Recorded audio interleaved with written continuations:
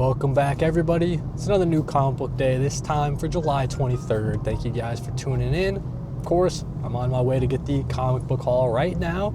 We're heading on over to Casablanca Comics. Just wanted to tell you real quickly what else is in this video, though. So, of course, we got the new comic book day haul. Then we're going to be doing our comic book reviews for everything I read last week for new comic book day.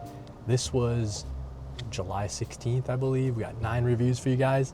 Then we're also doing some comic book news. So, before San Diego Comic-Con's out, DC, Marvel, some indie news as well. We'll be going over it. If you guys saw that new Catwoman reveal, the Absolute Catwoman, if you guys saw some of the DC KO stuff, that's what we're going to be talking about. So definitely stay tuned for that. And then to top it off, we're doing a publisher mail call. So a lot of publishers sending me different things. Just thought I'd bundle them all together in one sort of segment and unbox them all for you guys. So that's what we got for today. Comic book haul, comic reviews, comic news, publisher mail call. That's everything we got. If you missed it yesterday, I posted a Superman review with my good buddy Comic Book Stash. That's the newest episode of Color Break. And then also on Monday, I posted an action figure review for Mr. Fantastic. But yeah, definitely check those out once you finish this video. Use the chapters down below to skip around. Like if you like, subbed if you love. It really helps out these kind of small channels. I'm trying to find the comic book community, so every like really helps, every sub helps as well, especially for these small channels. I'm outside of Casablanca Comics, just got here, as you guys can see, Casablanca Comics. So yeah, I'm gonna go in, get my comic book call. Stay tuned for the rest of the video. All right, guys, I just got out of Casablanca Comics with the comic book haul. You see the brown paper bag. This is for the week of July 23rd, new comic book day. Let's see what we got. My pick of the week, nice fat stack this week. My pick of the week has got to be Exquisite Corpses issue number 2. This is the new hotness from James Tynion IV and the crew over at Tiny Onion Image Comics. This series has been amazing. It's a battle royale series that's focused on alternate history, and it's really violent. It takes place in Maine. I live in Maine, having a lot of fun with this series. And it looks like we have a different artist jumping on.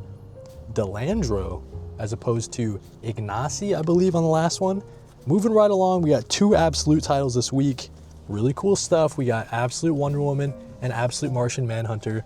Really excited about these. Of course, this is before the Absolute Martian Manhunter. It's taking a little bit of a break, all right? Javier Rodriguez, Dennis Camp, give them some grace, all right, guys? And then also we have, Kelly Thompson, Hayden Sherman, just killing it on this series here. Look at this cover, dude. What the hell is Hayden Sherman doing, man? Beautiful cover on this one. Hate to see Diana go through something like that, dude. Oh my God. Okay, next up, new number 1 from Image Comics. The Voice Said Kill. This is from Cy Spurrier and Vanessa Del Rey as an artist. Really excited about this. Not sure about Star as the colorist, but we have Hassan Otsmane-Alehu, excellent letterer. I'm really excited about this one, dude, because Vanessa Del Rey on the art should be pretty insane stuff. I think it's a crime and noir series that takes place in somewhere down south, like in Louisiana, I believe, down in the swamps. We have Superman number 28. Summer of Superman continues. This is the part 1 of the Legion of Darkseid. I've been really enjoying the Superman title. Really cool stuff from Josh Williamson. Just the entire run so far, all 28 issues. Ton of fun from DC Comics. And looks like we still have Mora on the art. Mora coming back, dude. Never gonna say no to that. From Image Comics, we got The Seasons, issue number 6. Did I read the last one? I think I did. I don't know how I feel about The Seasons anymore. I gotta think about it again. I feel like with some delays or something like that, it's been kind of weird with the release of this. Maybe this starts the second arc and we can keep it going. I like the mystery, but waiting for that series to kind of pick up just a little bit. We have The New History of the DC Universe. This is issue number 2. Really like the cover on this one. Chris Samney on the art, of course. Mark Waid writing it. And yeah, just continuing this awesome who's who, kind of all the different lore of the DC Universe. Really enjoyed this one. The last one left off with Superman leaving Krypton. So I think that's where we're going to start this one. Justice League Unlimited, issue number 9. We Are Yesterday epilogue. I got to read the last part of We Are Yesterday. The most like mid event of all time. Sort of fun, I guess, but pretty mid overall. But yeah, excited to get into this epilogue and then keep it moving with that meta narrative over at DC. Green Arrow number 26. Really enjoying this stuff from Chris Condon. Really enjoying from Montos and Lucas as the art team. Keeping it going, man. Really glad that there's no fill-in artists. It's the same creative team from the last arc, and I really enjoyed that one. Geiger number 16. Excellent stuff as always, Geiger. Beautiful covers. It's like luminescent, the glowing they get on these covers, man, are crazy. So yeah, Geiger number 2016 from Ghost Machine and Image Comics. Hush 2, this is Batman number 161. That's all I'm gonna say about that. Well, we got Transformers number 22. This is a release that came out, I think it was like 2 weeks ago, something like that. A little bit late, shop got it in. So yeah, that's what we got. Pretty nice and easy new comic book day. Of course, pick of the week's gotta be Exquisite Corpses. We got some really excellent Absolute titles with Absolute Wonder Woman, Absolute Martian Manhunter, and then of course, we've got The Voice Said Kill. Those are gotta be my top 4. Make sure you pick them ups of the week. And yeah, new comic book day. I always love it, man. Let me know what you guys are picking up. And yeah. Welcome back, everybody, to your weekly comic book review. We got 9 comics to review for you guys. This is everything that came out last week for new comic book day. I think that was July 16th. Don't hold me to it. Let's get into it, guys. Starting off with my pick of the week, of course. We're giving it to Absolute Batman, guys. Insane stuff in this issue. Scott Snyder, you absolute madman. Nick Dragotta, crazy on the art. This is incredible, guys. So like I was saying in my video the other day, Absolute Batman is a series that I have to have on my pull list. No matter what, you gotta read it in singles, gotta read it as it comes out monthly, because you never know what issue is gonna be a super, super banger, right? And this is indeed a super, super banger. We got Bruce, he's trapped in Arc M, being studied, experimented on by this version of Bane, and kind of the evil organization that's going on in this Arc M. And this Bruce Wayne is not able to get out. He tries, and they really do break him down into his like most basic parts. I mean, they're giving him like all sorts of crazy surgery. He's freaking out, he's talking to himself. So yeah, it's really interesting seeing this version of Batman having his encounter with Bane and being broken down by Bane in a similar fashion to the main universe, but happening so early in this Batman's kind of journey being Batman. So incredible stuff, man. Scott Snyder just killing it with this Absolute Batman series. I cannot say enough good things. Dragotta on the art. Of course, you got Martin doing the coloring. It's just an incredible, can't drop, can't miss type of series. Let's move on to Teenage Mutant Ninja Turtles, man. So I really love this issue. Jason Aaron, it sounds like Jason Aaron's gonna be hopping off the title at some point. That stinks, dude, with Ron Ferrer on the art. I just hopped back on it, dude. But yeah, so in this one, it's kind of a look at all the 4 turtles are finally together. Captured though, they're going through the court system, right? They're trying to have their day in court, and yeah, obviously the court system, not a lot of justice going on, very corrupt. It doesn't seem like the turtles are gonna be getting out of this anytime soon. I'm just loving all the different turtle dynamics. A lot of great action in this one too. Juan Ferr's art continues to astound me, and yeah, just really liking this Teenage Mutant Ninja Turtle series. I'm gonna continue reading it after Jason Aaron hops off the title. And yeah, just a really, really good issue here with issue number 10. Especially that cliffhanger ending, dude. I'm not gonna say no spoilers, right? But April O'Neil, that's all I'm gonna say. So I know that a lot of people are not as hot in this series as I am. I just really like the characterization of this Wally West, right? And I like this relationship that's kind of growing with him and Gorilla Grodd. Wally West, he's still in that youth shelter, and the youth shelter is under attack from this kind of mysterious heat wave villain, right? That we know from the main universe. And Wally West has to kind of act and sort of be a hero to stop him, but Gorilla Grodd's trying to push him to not just stop this heat wave guy, you gotta help him, right? Because he's a person that's undergone some sort of science experiment testing, and he's just yelling out for help. He's saying, hey, this stuff hurts, man. And yeah, just really enjoying the artwork in this series too. This is a this isn't by Nick Robles. We got A.L. Kaplan coming on to do some guest art, and I thought it was incredible, man. So just the characterization so strong. Really feel for this Wally, and growing to really like him. So definitely would recommend it, but I get why people might not be so hot on it anymore. Let's talk about the New Gods, dude. This issue was incredible, man. So kind of a more chill, sort of a breather of an issue, as the New Gods are sort of welcomed here on Earth from all the different Justice League people. And the New Gods decide to throw a little feast, right? So High Father, he's giving it up. He's giving up the title. Everybody eyes on Orion. Is he going to be picking up the High Father mantle? And yeah, just kind of this interesting stuff going on with Desaad and all the different Omega symbols all throughout the DC universe. It seems like the New Gods is a really important series to read for like the grand overall meta kind of narrative that DC Comics is telling, and I've been enjoying it. Ron V, you guys were seeing all the incredible artwork that I was flipping through from Evan Cagle. I really loved all his takes for all the Justice League members and all the members of the New Gods. Look at that. Look at that Clark Kent, dude. Superman. That's awesome, dude. Evan Cagle, you're killing it. Sagala on the art as well. And yeah, loving this New God series. Let's talk about Robin and Batman, Jason Todd. So this is that sequel series to Robin and Batman, the first one, focusing on Dick Grayson and Batman, their early time together. Same creative team though. This is Jeff Lemire and Dustin Nguyen. I'm loving this one, man. I know that a lot of people are not so hot on this series either. I guess they think that maybe the characterization of, maybe it's like, it's stuff that's been treaded on before, right? As far as story beats. It's Jason Todd, he's struggling.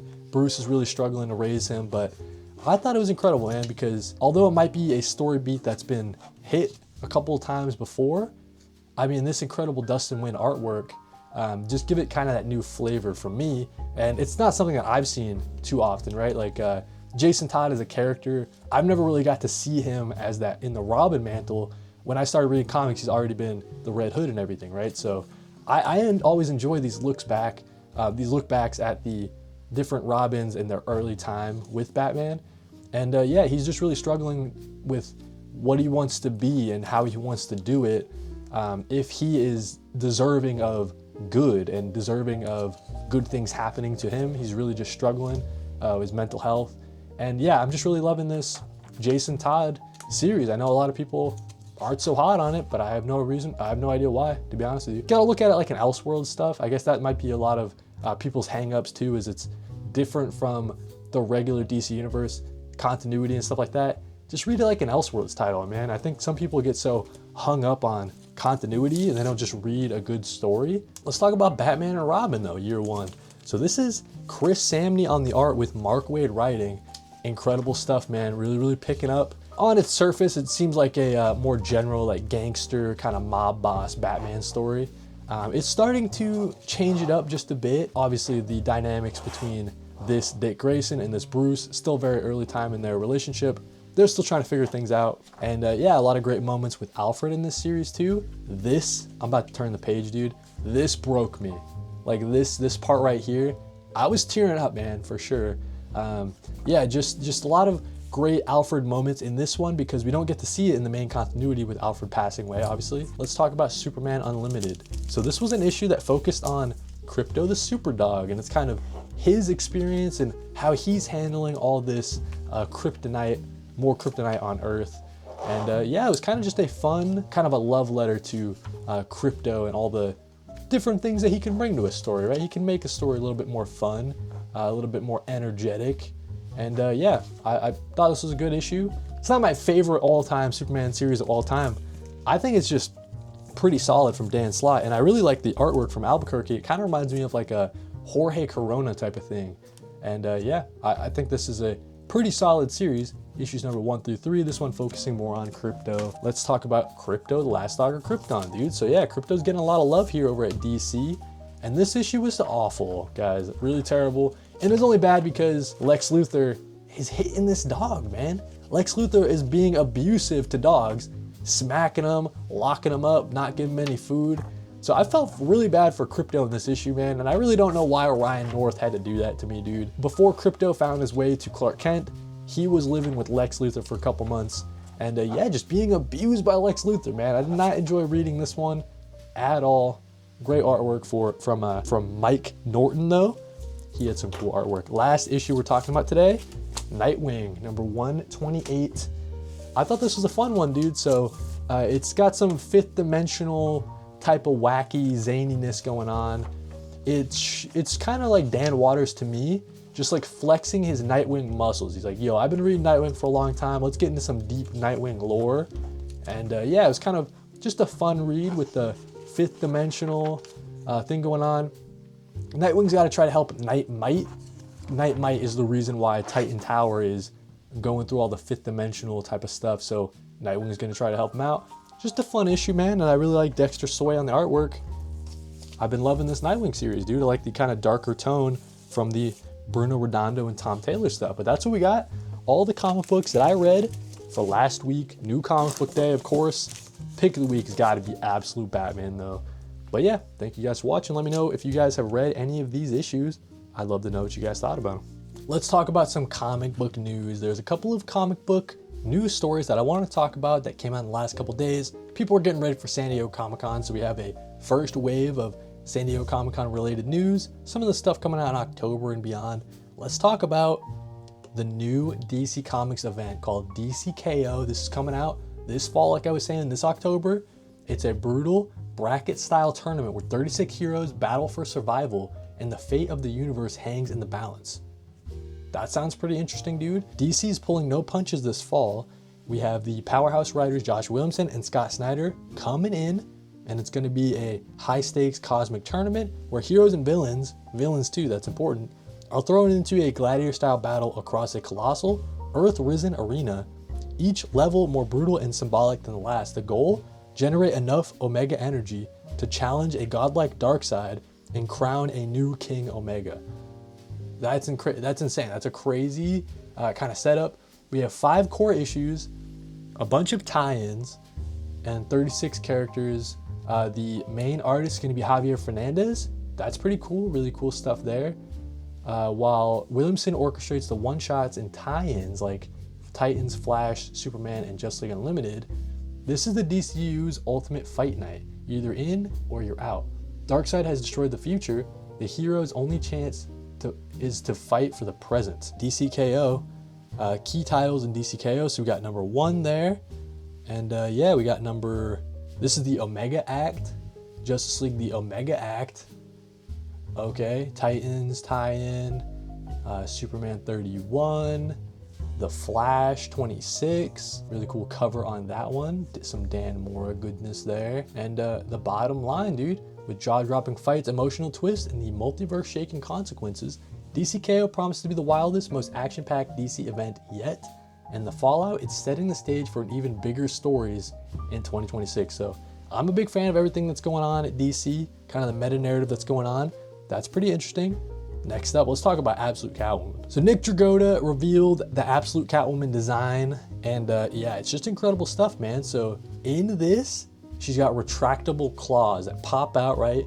She's also got her tail that can like wrap around stuff. It can whip, it can, pick locks or something. She can hang off stuff. So the tail is gonna be doing a lot of cool stuff. And yeah, the kind of helmet that she's got is like reflective. Let's scroll down and give it another look, because that's kind of the design. This is like more of a final design. It's incredible, man. Still keeping the essence of Catwoman from the main universe, but it's way different enough. Yeah, I think it's super unique. Absolute Catwoman will be making her debut in Absolute Batman number 13. Let's catch it, man. That's gonna be pretty sick. Marvel's Ultimate Universe Endgame. The Ultimate Endgame, the event is coming out in December, and this is gonna be kind of I don't know, it's going to be Marvel Universe's endgame for the new Ultimate Universe. Really interesting to see what this will turn out to be. More information from San Diego Comic-Con. But yeah, this graphic that they released, kind of a couple teaser pictures, Ultimate Endgame. Obviously we have the maker there. We have all the rest of the Ultimate Universe cast on here. And yeah, it seems to be kind of the driving point of the entire Ultimate Universe. So I was reading something that all the different creators behind the Ultimate Universe, they kind of had an understanding that the Ultimate Universe was potentially going to end. It wasn't going to be like this multi-year thing, and that it's got a set start and end date, kind of related to the maker coming back. He's stuck in the city when he comes out. That's what this event is, I think. And this might be the end of the Ultimate Universe as we know it. All the different Ultimate series that we've been really enjoying. I don't know if that's going to be the case. It's really interesting to see. More details are revealed at San Diego Comic-Con. But yeah, I don't know if more creatives are jumping onto the titles or what, but it sounds like the creators had an understanding that the series were all going to end. So I don't know, man. In a similar fashion to DCKO, sort of like the Absolute Universe is going to be getting a couple of, not like events by any means, but we are getting a couple of one-shots fleshing out the Absolute Universe a little more. Obviously, the Absolute Universe kind of like the spearhead push behind the All-In initiative. And yeah, we're getting 2 oversized Absolute Universe one-shots. The first one is going to be called Absolute Evil. So we have all the different villains in the Absolute Universe so far. They're kind of going to be teaming up. So we have Al Ewing coming in with Giuseppe Caminito and Stefano Nessi. We have Ra's al Ghul from Absolute Superman, Veronica Cale, who I believe is the villain in Absolute Wonder Woman, Hector Hammond, I think he was in Absolute Green Lantern, right? Eleanor Thawne is the villain of Absolute Flash, and the mysterious new Joker, which I believe is the villain, obviously in the Batman, the Absolute Batman title. So yeah, not going to be rivals, but they're going to be a united force. And it's going to introduce two new major characters that will shape the second year of the Absolute Universe. The Absolute Universe, I've been loving everything about it.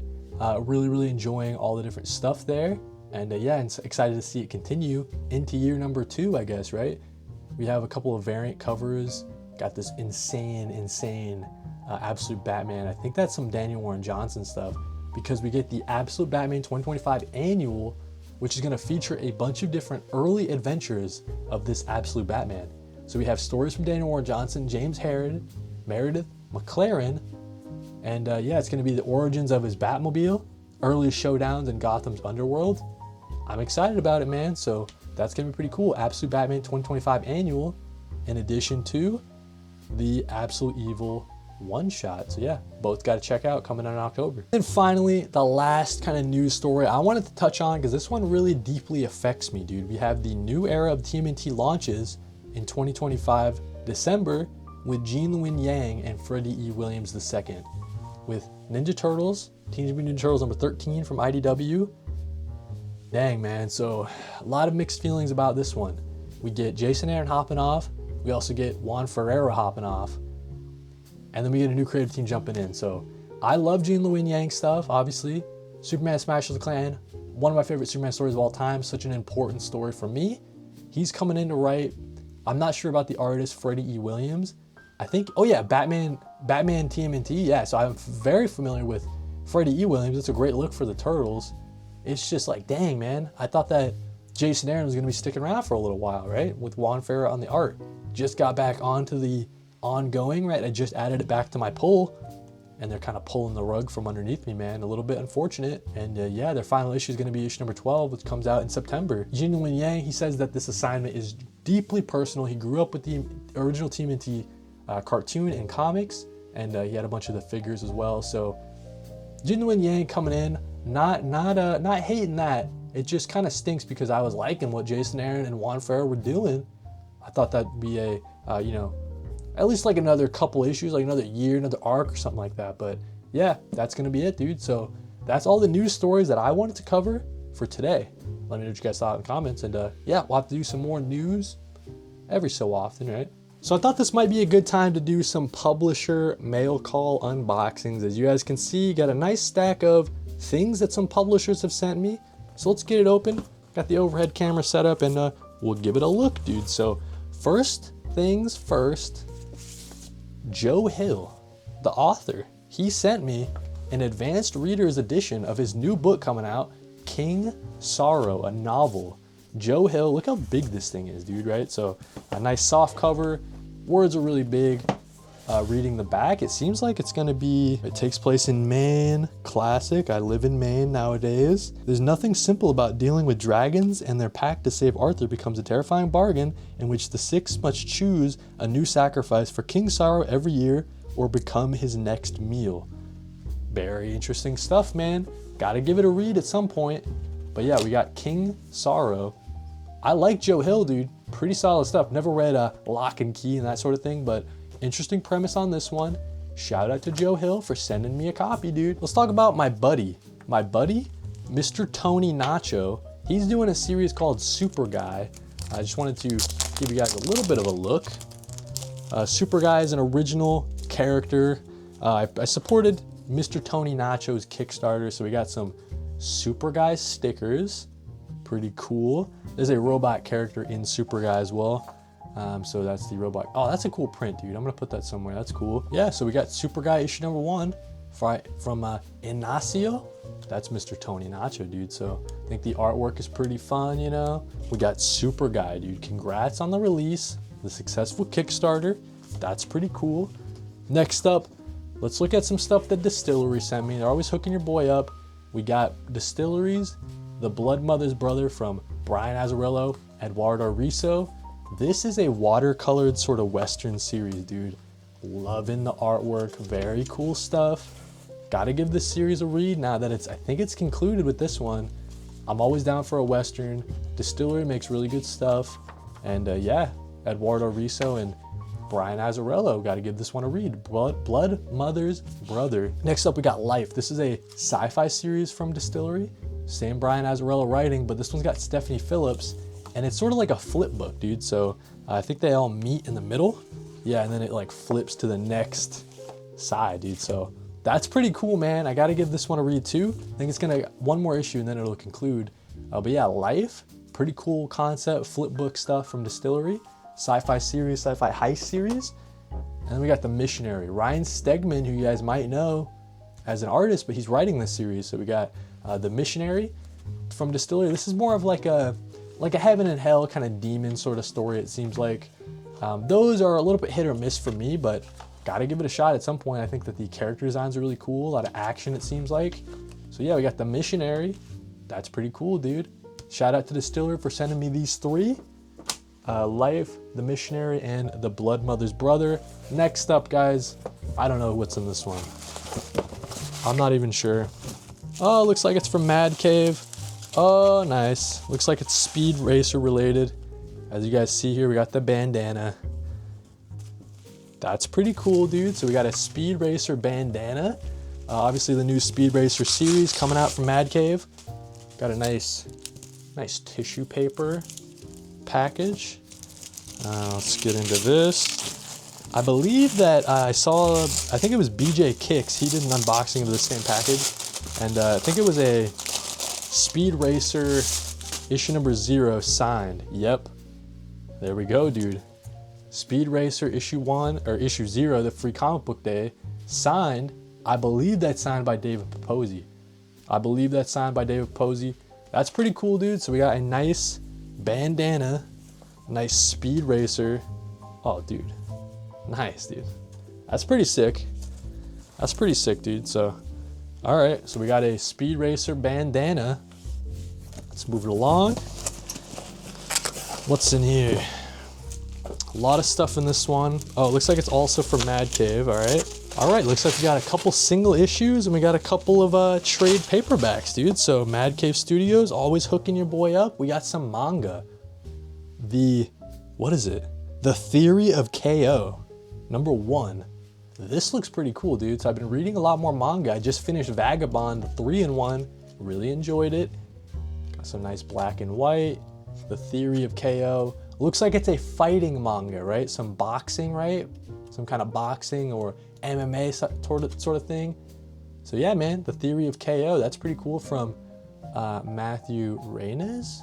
Sorry if I mispronounced it. From Nakama Press. That's Mad Cave Studios' new manga imprint. So that's pretty cool. We also have Spectrum, dude. We got Spectrum, guys. Shout out Dave Chisholm. Rick Quinn, you killed it too on the story, but shout out Dave Chisholm for this dang artwork, dude. This thing's beautiful. This came out really well. Shout out Dave, man, for the really fun story. Kind of like Everything Everywhere All at Once. Very like esoteric out there, timey-wimey, dimension hopping sort of story, but it's all focused on music, dude, and the love of creating and making art. It's incredible, dude. Really great artwork from Dave. Shout out Dave, dude. Spectrum. Then we got 2 copies of Wild Animals. I'm assuming it's issue 1. And then we got, it looks like a issue 1 alternate variant cover, dude. So this is a series that's written from Ed Brisson. And I thought that the concept sounded really interesting. So I'm really glad that they sent me it so I can check it out. It seems like it's a story about revenge. It's like a crime and noir sort of story. Wild Animals, variant cover as well. Speed Racer, signed by David Posey. That's pretty cool. Got the bandana, of course. Got The Theory of KO, got the Spectrum by Rick Quinn and Dave Chisholm. We also got the Distillery stuff, which was The Missionary, got Life, and we got The Blood Mother's Brother. And then of course we got the Super Guy print, the Super Guy stickers, Mr. Tony Nacho, shout out, Super Guy number 1. And then we got that thing from Joe Hill, that advanced reader's copy of King Sorrow. But that's what we got, guys. My publisher unboxing, publisher mail call. Let me know what you guys thought. Thank you guys for watching this part. Thank you guys for watching that comic book related video. I'm posting a video every single day, guys. I'm on a real big hot streak. If you guys are looking for comic book hauls, comic reviews, different things that I'm reading in the month, graphic novel hauls, they're all right here on the channel. We're also doing a bunch of podcasts too. So Color Break, comic books, movies, books. We also have a top 10 list that we do with Kai Bucks all the time. Every single one, we're talking about our favorite comic books of the month. And then we have a video game podcast that's starting up too with my good buddy Lorenzo. Ton of great videos on the channel, so definitely like if you like. Helps out these small channels. Sub if you loved. And yeah, thank you guys for watching and read more comics.